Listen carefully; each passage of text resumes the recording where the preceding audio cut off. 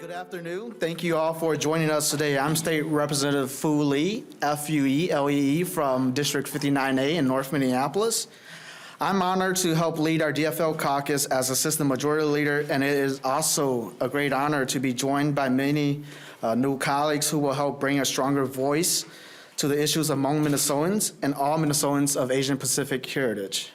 Today with me are State Representative-elects Xiong, Tu Xiong, and incoming Chair Samantha Vang and Vice Chair Kaohly of the newly formed Minnesota Asian Pacific MAP Caucus.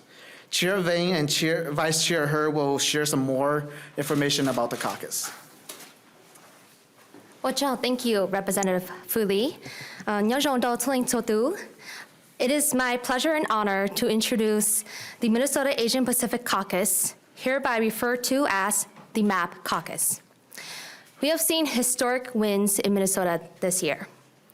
One of many is the election of 4 new state representatives of Hmong descent. We came together to form this caucus as a marker of this historic win and to strengthen the values of the Posse Caucus, also known as the People of Color and Indigenous Caucus, and the DFL Caucus. As we all may already know, Asian Americans are the fastest growing racial group in the country.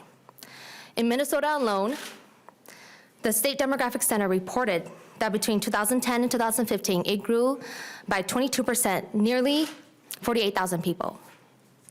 Furthermore, we have such a large diversity of AAPIs in our community that is often overshadowed and the contributions overlooked, many of who are in the metro and in the pockets of rural Minnesota. The primary purpose of the MAP Caucus is to be a visible, engaged, and collected voice in addressing the needs and interests of all Minnesotans, as well as the diverse Asian Pacific American communities. Our aim is to increase equity, access, and participation in all levels of governance in the state of Minnesota. We hope that through this caucus, it will put Minnesotan concerns on the map, alongside our colleagues and Governor-elect Tim Walz towards a better, thriving One Minnesota. I would like to introduce Representative-elect Kaohly, who is also Vice Chair of the MAP Caucus.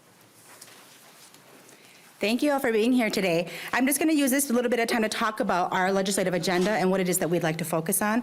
I think many of us heard at the doors that in general, education, healthcare, economic justice, environmental justice, along with issues around language and economic opportunities, voting rights, those are all things that we have heard generally at the door. But what we're hoping to do with the MAP Caucus is to look at it from a lens, an equity lens. And so our hope is that when we look at education, that we don't just look at adequately funding education, but looking at areas in which really impact our communities of color and specific our API communities, such as ensuring that we have funding for special ed and language learner programs. When we look at our health equity and understanding that there are different health outcomes for our POC communities, and there is data that is gathered on our African American and our Indigenous communities on the disparate outcomes for example, new mothers and the experiences that they have, and that POC women actually experience higher rates of death in labor, but we don't actually have some of that data for our API communities. And our hope is that in all of these areas that we're looking at and areas that we hope to champion bills in, and that we look at it from a lens of equity and say, where is it that we have data that supports some of this work that needs to be lifted up and focused on, but also then where there's missing data, how do we ensure that that information is collected so that we can use that to really work on disparities? Because if we don't know what the numbers are, we don't know what the disparity is. And so those are some of the specific areas that we're looking at, really things that matter to us. We've seen that our communities of color and in our API communities, we are participating in our civic duties at higher rates than we've ever seen before, and to ensure that we continue to reach out to our communities of color, our API communities, and ensuring that they have full access. They have access to materials in language that resonates with them, that they are able to participate in ways in which allow them to, in this navigating this difficult process of our whole caucus and elections process, that they have the ability to access those things and not experience barriers such as language. And so those are a couple of the things that we're thinking of and what we're looking at, and we'll have more details that we would like to share with our governor when we get the chance to do that. So with that, I can open it up for any questions that any of you may have. I don't think I did mention this, but I am the representative-elect for 64A, which is Aaron Murphy's old seat, and that encompasses Summit Hill, Lexham, Mac Groveland, Park and St. Anthony Park are just a couple of the areas in which I'll be representing. What does this do educationally for the rest of the country? I think maybe the Yeah. stereotype nationally is that Minnesota is still pretty darn white. Yeah. Well, what message does this help to educate the rest of the Yeah. country about the diversity here?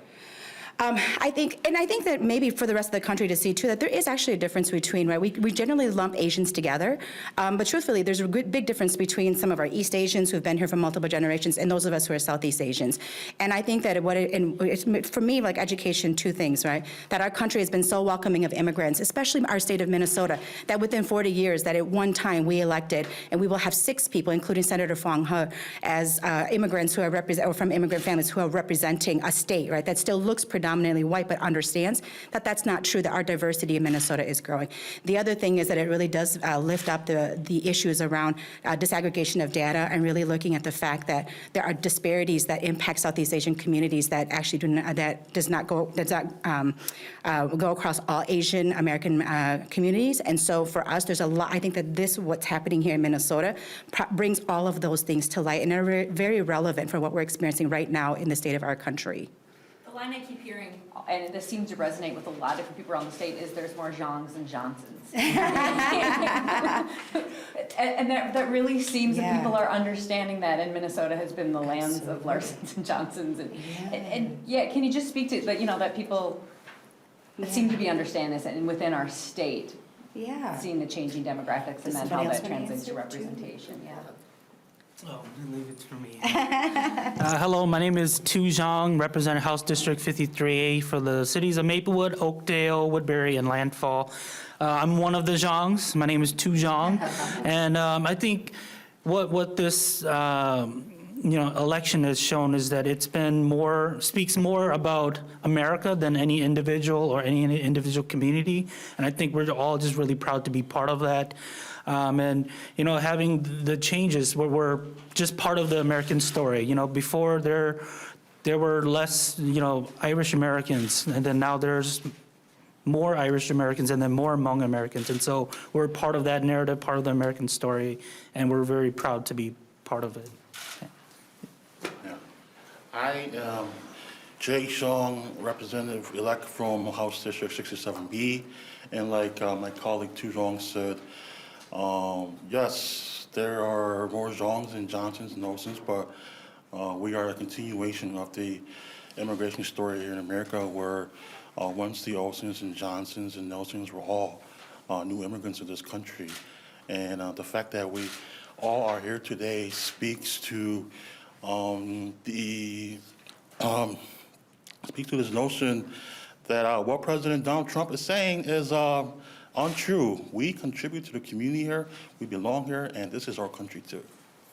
I would have to add, though, that there are 2 hers. Senator Her and I, we're both hers. So there's probably more hers than Johnsons now, too. Maybe more hers than Hansons? Yes. Well, one of the things that we're seeing around the country is that indeed President Trump has generated a lot of resistance to immigration and immigrants. What does your election then say about that? And we still see resistance here in Minnesota also, Absolutely. including at the legislature. Yes, I think this is a pushback on the narrative that President Trump is saying, that immigrants are illegals, they are criminals, right? And yet we are standing here, we have contributed to the state of Minnesota.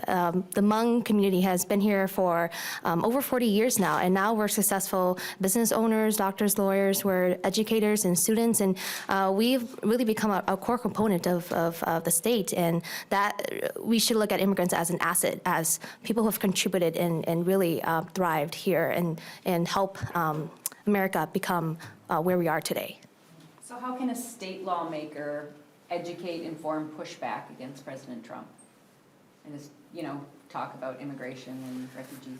I think that for us as state legislators, we really need to connect our constituencies to our federal elected officials, because oftentimes, when we have constituents who are from new American backgrounds, they reach out to us. They think that we are the one that are actually out in Washington, D.C., passing these federal legislation.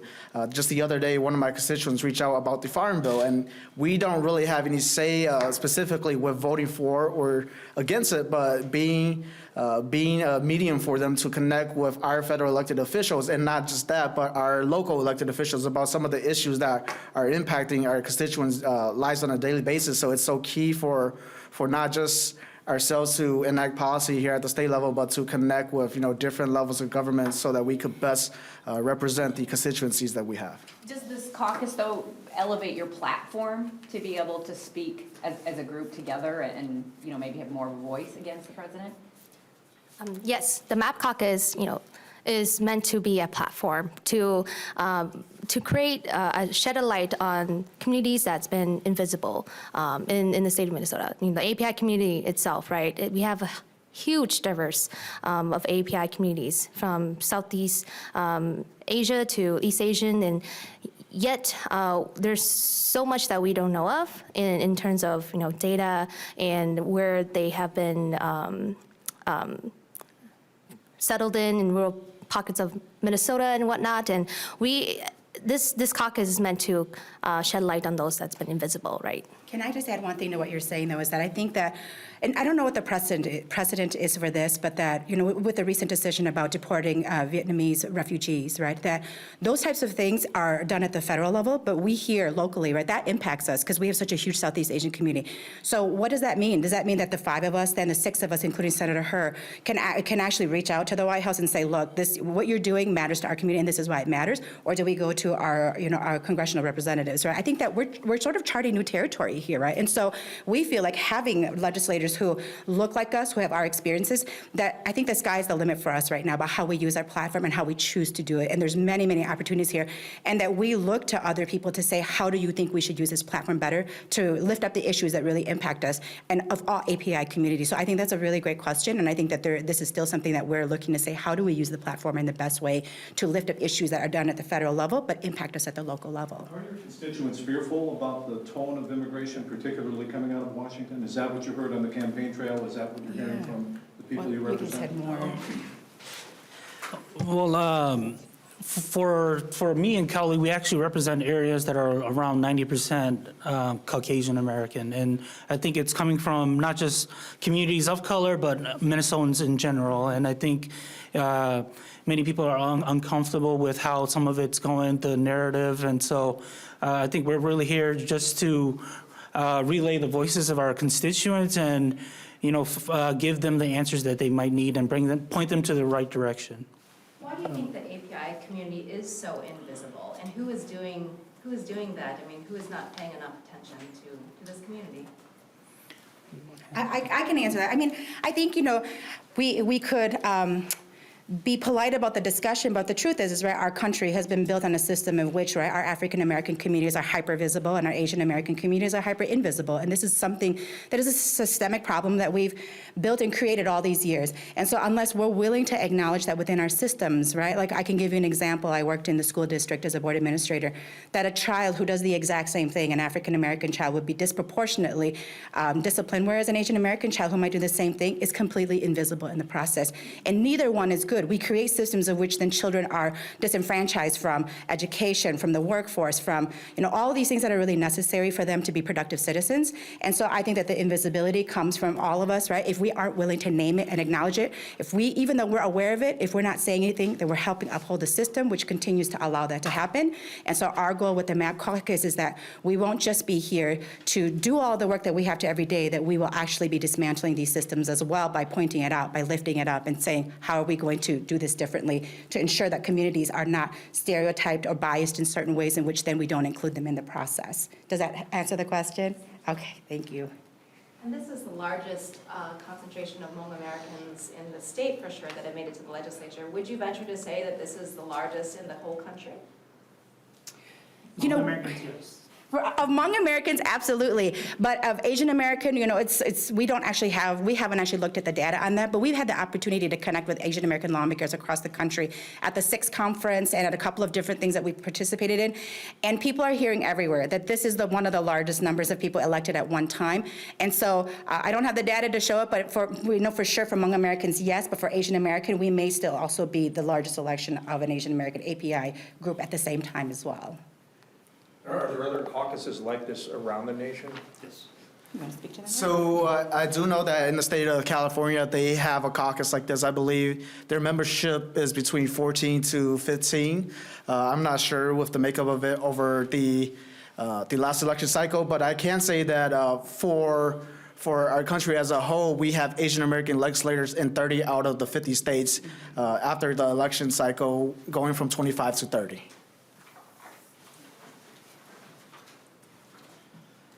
Any more questions? All right, thank you all for your time. Thank you.